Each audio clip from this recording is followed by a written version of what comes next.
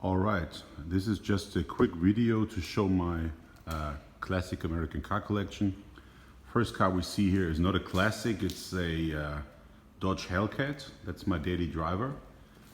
Up on the lift is my 1974 Pontiac Trans Am Super Duty. We had to restore it because there was an engine fire, so right now, as you can see, we're putting in all new stuff, some bigger brakes, so I thought if I had to restore it anyway, why not put some better parts in there.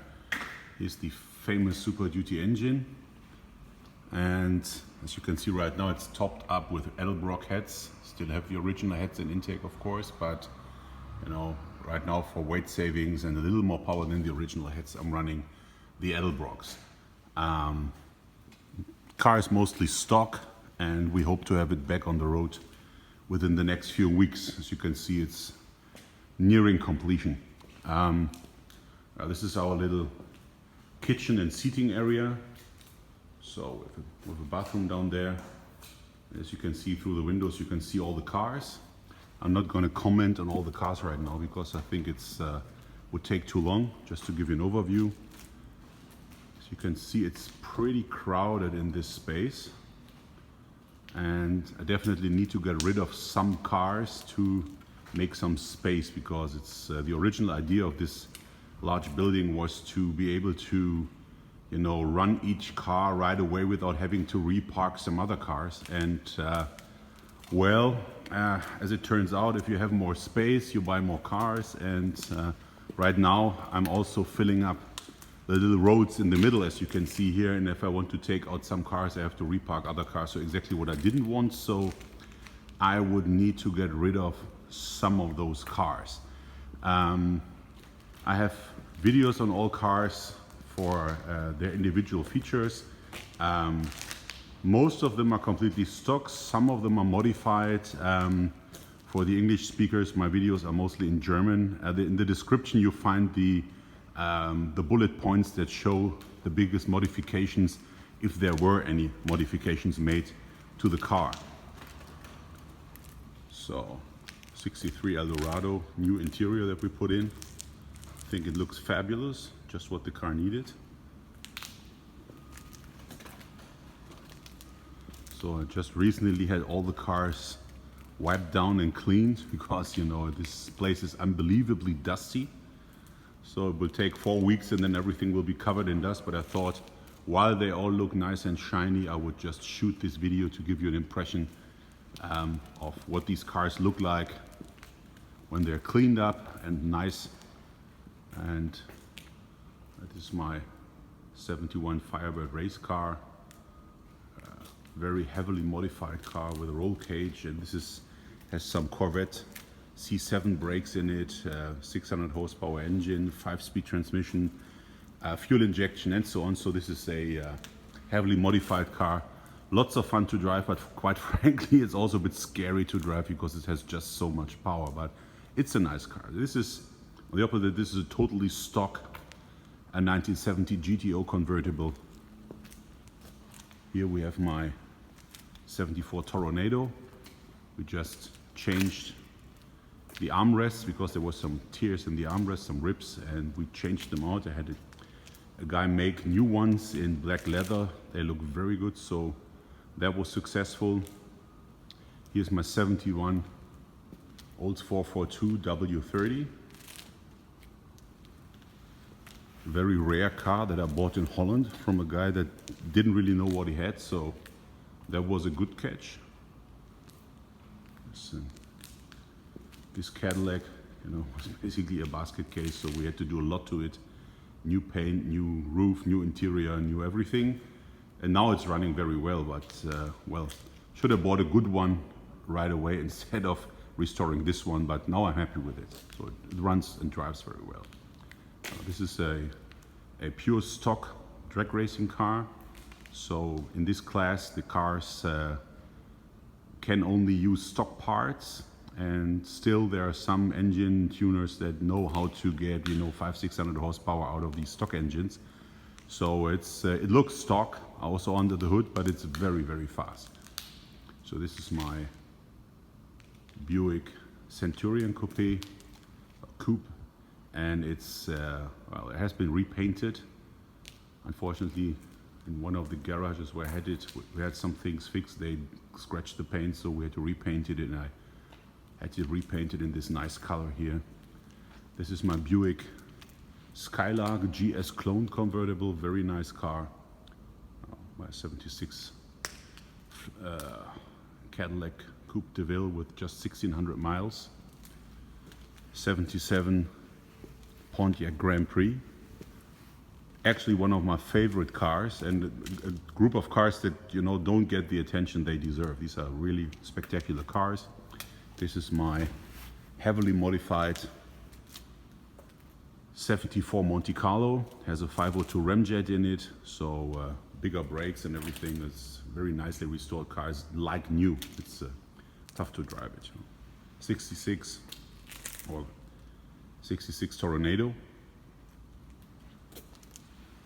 Another Buick. As you can see, I'm fond of those Buick GSs.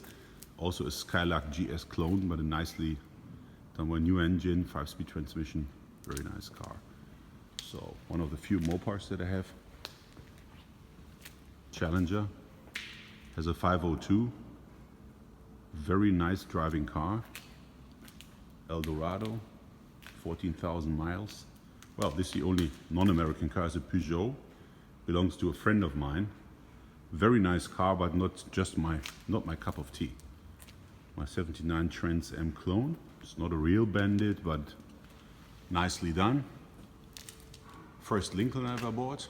So the SD Trans Am and that car for a long time were my only cars. This is how the collection started, and I think, if I think of it, I would think the last cars I would ever sell would be those two cars. So, you know, maybe I will come around full circle and, you know, just end up with those two cars, because, you know, maintaining all of these cars is has become a bit of a chore. It's a lot of fun, but, you know, I like to keep all of my stuff in top condition, and, you know, that's quite a challenge with so many cars, because in a lot of cases you drive a car, everything's perfect, you put it away, you pull it out 3 months later to drive it again, and then suddenly you have a puddle of oil or something's leaking or whatever. So there's constantly repairs that you have to make.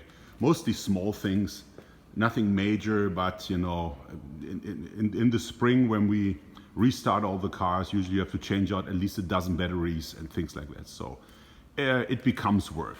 So this is why I'm thinking about reducing the number of cars that I have, but, well, at the moment I cannot really decide which ones to sell, and as long as there's, you know, as you have the space and maybe not financial pressure to sell them, as long as this is not there, why would you sell nice cars like these? So, well, my 67 Riviera, I think one of the greatest looking cars ever, especially in this color. Really a rare find. It's a real GS. This is the original color. I don't know if it's the original paint. I don't think so. I think it has been repainted, but it looks spectacular.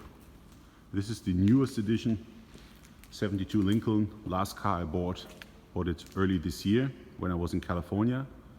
And, you know, this is also in spectacular condition. It was a car that was stolen off the dealer lot and then hidden in a barn for 25 years or so. This is why original paint, original chrome, original interior are all, I would say, almost like new. Has a little bit of bubbling under the vinyl roof, as they all have usually, but it's not enough to rip off or tear off the roof and put on a new one. This is a very nice driving car. Air conditioning's working. I drove it in California for 1,000 miles, no problem. And well, that was the last car I bought. So as you can see, the last thing I need is another car. Although I keep looking, but I've been able to restrain myself for the last month not to buy anything anymore. So first something has to go. I have to decide on what. So maybe if some of the viewers see something they like, maybe we can talk about that. There are of course some cars I would never sell, so I cannot guarantee that, you know, everything is for sale, but let's hear suggestions. All right. Well, I hope this gives you a nice overview of my little car collection. It's maybe not the largest car collection in the world, but it's all the cars I ever wanted, because as a kid I always dreamed of American cars from the 60s and 70s. And basically, I think there's maybe one or two missing, but I think I have them all. I think the only two cars that I would like to have is a mid-60 Thunderbird and maybe a 1970 Ford Torino Cobra. These are the only two cars that I would definitely consider buying. Everything else is basically here. So, well, but these are first world problems. Well, and I'm lucky that I can do this. On the other hand, if you fulfill your dreams, after a while you find out that there's also downsides to these things. So, and that, you know, too much of everything is not always a good thing because you have to upkeep them. I'll do that. I like to do that, but it is significant amount of time is required. And if you don't have the the urge to do it, or if you don't like the cars enough, you know, it is becoming a very consuming job, and not everybody wants to do that. So, well, but as I said, first world problems and self-inflicted problems, and right now I'm enjoying it more than it, you know, it bothers me. So I will continue for some time with these cars, and hopefully you like the little overview of my collection. Comments are always welcome, of course, and if you have any questions about any particular cars, feel free to ask them in the comments below. Thank you. Bye.